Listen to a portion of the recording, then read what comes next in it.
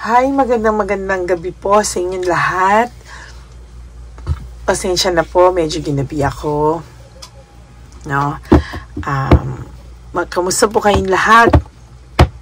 Kamusta po ang araw ng linggo nyo? Kamusta po kayo? No? Marami po akong readings for today. At may mga iba pa po tayong ginawa, no? So, I hope naging masaya po ang Sunday nyo at kayo ay deserve pong maging masaya sa araw na ito.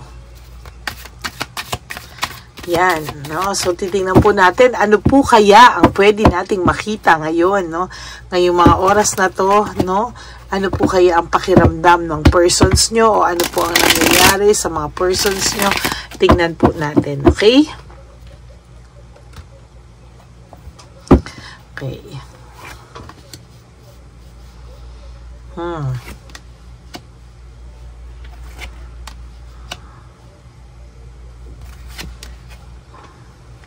Witness manipulation.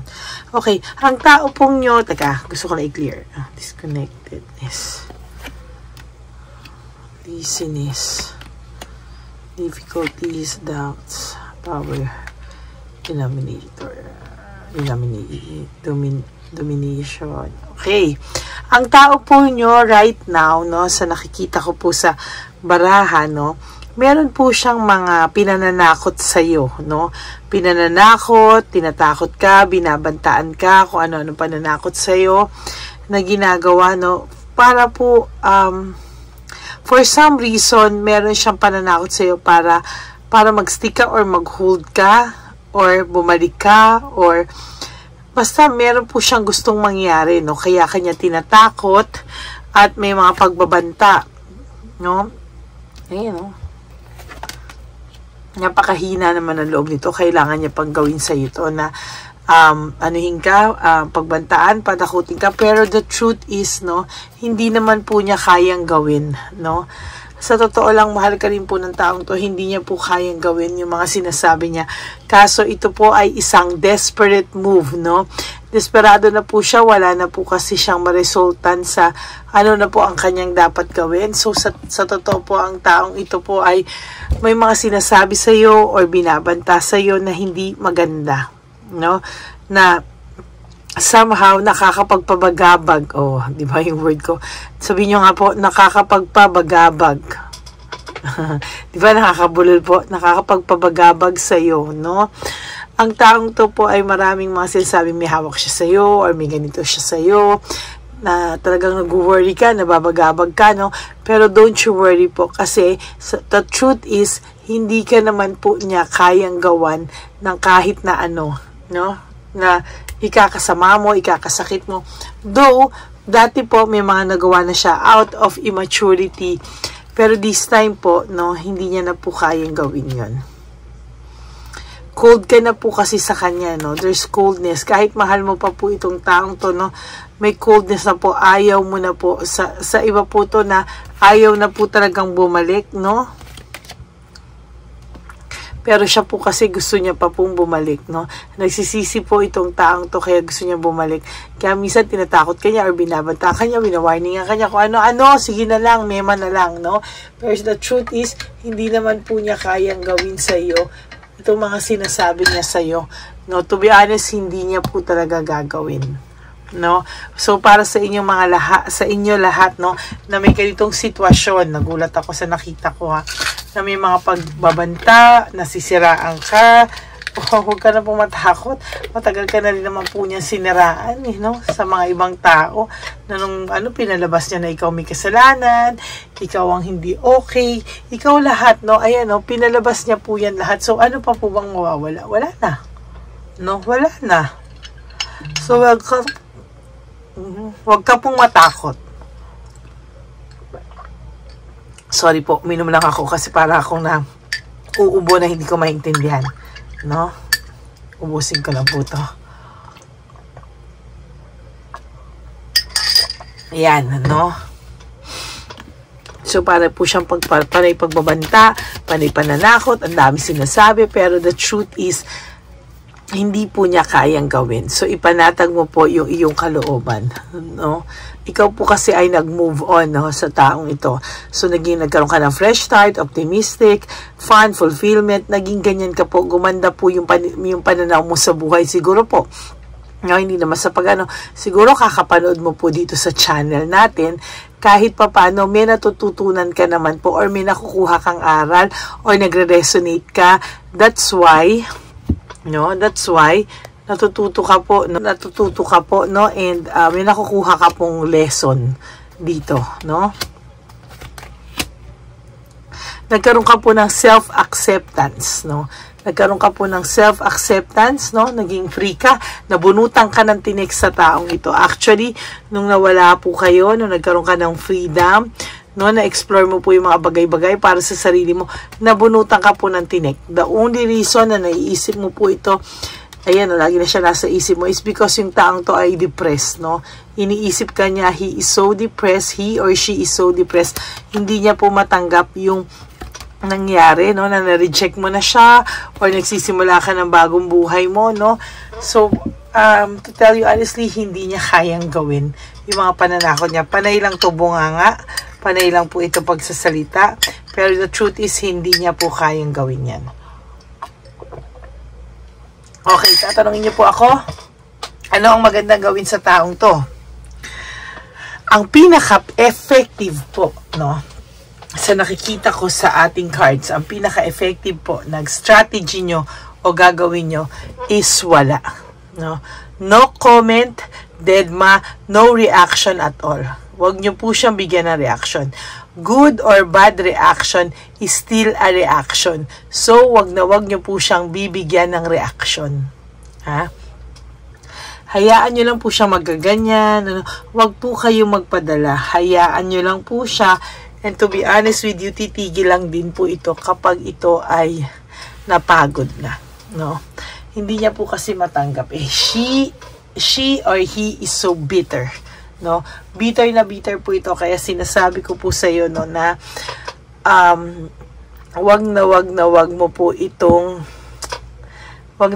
itong bibigyan ng kahit na ano reaction. Good or bad, sabi ko again, wala lang reaction, no? Kasi kahit good or bad yung reaction mo, it is still a reaction, no? So, kaya po, to be honest with you, no? Dumedma ka na lang po muna. Okay? He really wants to reach out to you, no? Kaso natatakot lang siya eh. Meron siyang pinasok kasi ng malaking gulo or gulo sa ibang tao. Malamang kasama yung third party dito, no? Yung third party is so insecure sa'yo, no? Sobrang insecure sa'yo to the point na lahat ginagaya sa'yo, lahat, no? Sinisiraan ka at hindi mo po ito mapipigilang gayahin ka or whatsoever. But the truth is, ginagaya ka to ng taong to or inggit na inggit sa'yo to.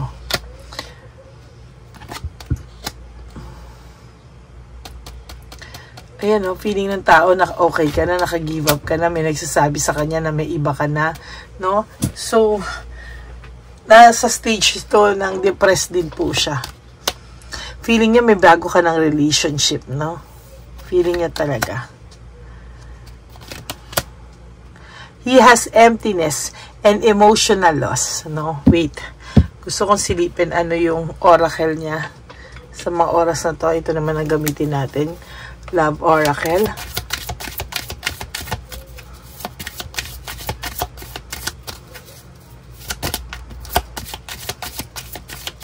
Tingnan natin ano ang lalabas.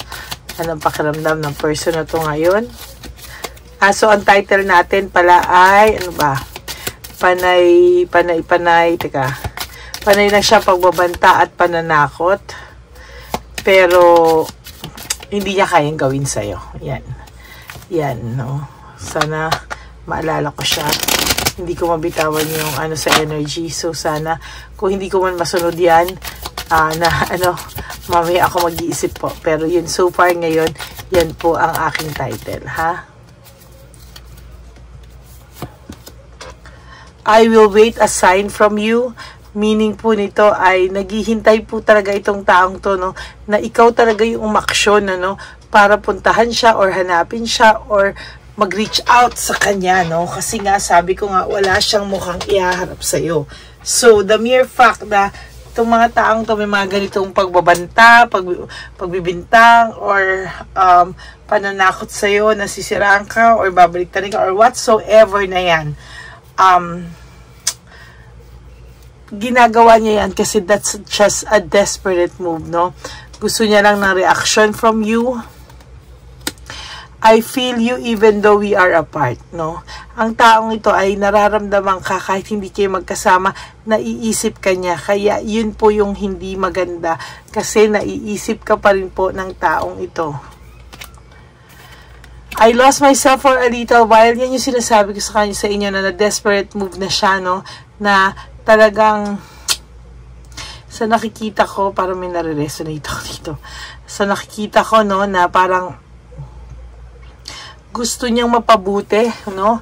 Pero sa maling paraan kasi, no? Parang dinadaan ka niya sa santong paspasan, hindi sa santong dasalan, eh. Parang gusto niya, parang iba yung dating, eh, no? Parang masakit sa tenga yung mga salita niya or gusto niya mangyari, no?